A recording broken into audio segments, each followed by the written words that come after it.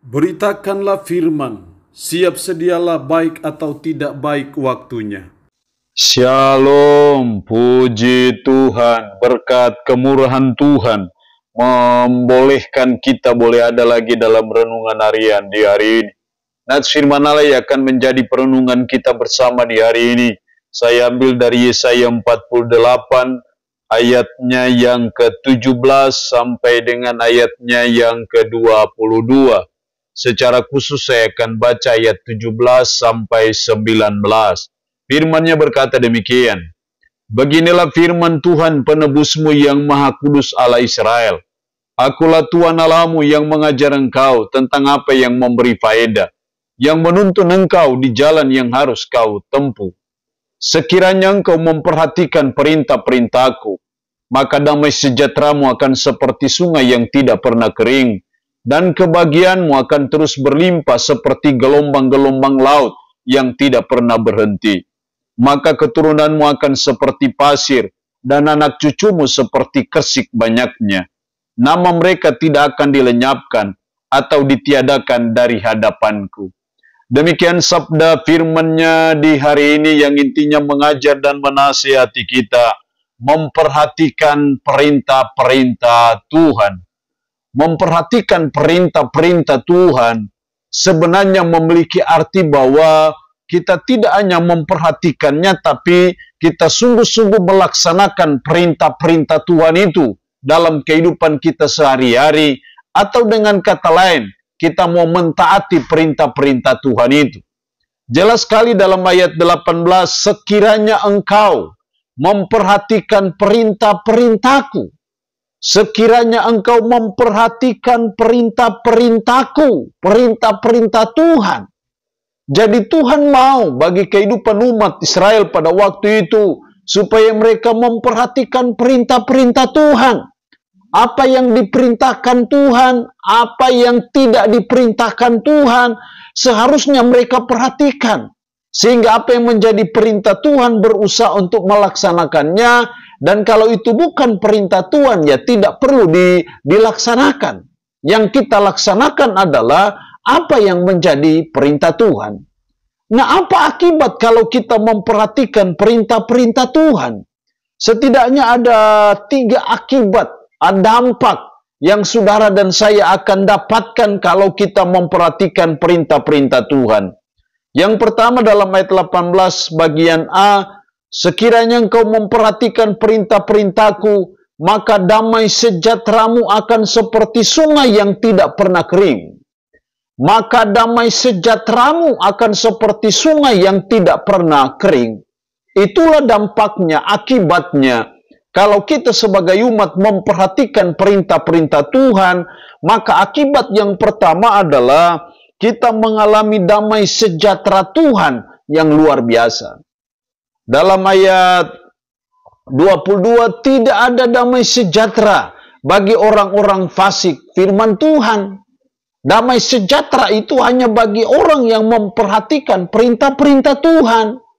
Karena itu mari sebagai umat kita belajar untuk memperhatikan apa yang menjadi perintah-perintah Tuhan. Dan kita terus berusaha untuk menghidupinya, mewujudkannya, mentaatinya, melakukannya dalam hidup kita sehari-hari. Maka akibatnya adalah kita mengalami damai sejahtera itu. Dan damai sejahtera kita sangat membutuhkan dalam perjalanan kehidupan kita sebagai umat, sebagai orang percaya. Dan kita hanya mengalami damai sejahtera kalau kita memperhatikan perintah-perintah Tuhan. Yang kedua, akibat kedua kalau kita memperhatikan perintah-perintah Tuhan, ayat 8 bagian B, dan kebahagiaanmu akan terus berlimpah, seperti gelombang-gelombang laut yang tidak pernah berhenti. Dan kebahagiaanmu akan terus berlimpah. Itulah akibat kedua kalau kita memperhatikan perintah-perintah Tuhan. Yang kedua adalah kita mengalami kebahagiaan yang berlimpah.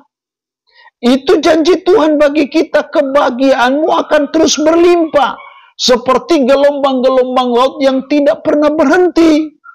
Jadi artinya kita mengalami kebahagiaan demi kebahagiaan, kebahagiaan yang terus-menerus, kebahagiaan yang sifatnya permanen, kontinu akan saudara dan saya alami, dapatkan ketika kita memperhatikan perintah-perintah Tuhan.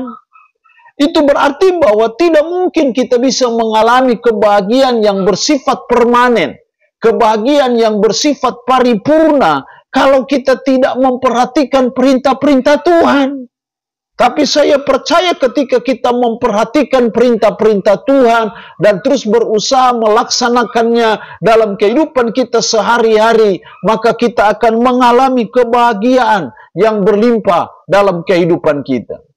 Yang ketiga, akibat kita memperhatikan perintah-perintah Tuhan, ayat 19, maka keturunanmu akan seperti pasir dan anak cucumu seperti kersik banyaknya. Nama mereka tidak akan dilenyapkan atau ditiadakan dari hadapanku. Maka keturunanmu akan seperti pasir dan anak cucumu seperti kersik banyaknya. Itu suatu petunjuk yang menunjukkan bagaimana kehidupan diberkati, keturunan anak cucu kita diberkati Tuhan. Itu akibat dari apa? Kalau kita memperhatikan perintah-perintah Tuhan. Jadi akibat ketiga, dampak ketiga dari kita memperhatikan perintah-perintah Tuhan adalah kita mengalami berkat-berkat Tuhan dalam hidup kita. Bukan hanya kita yang diberkati Tuhan, tapi keturunan kita, anak cucu kita juga diberkati Tuhan. Sama seperti kata Daud, dahulu aku muda, sekarang sudah tua. Tapi tidak pernah aku melihat orang benar ditinggalkan dan anak cucu-cucunya meminta-minta roti. Itu artinya suatu kehidupan yang diberkati Tuhan, keturunan yang diberkati Tuhan, anak cucu yang diberkati oleh Tuhan, karena kita memperhatikan perintah-perintah Tuhan.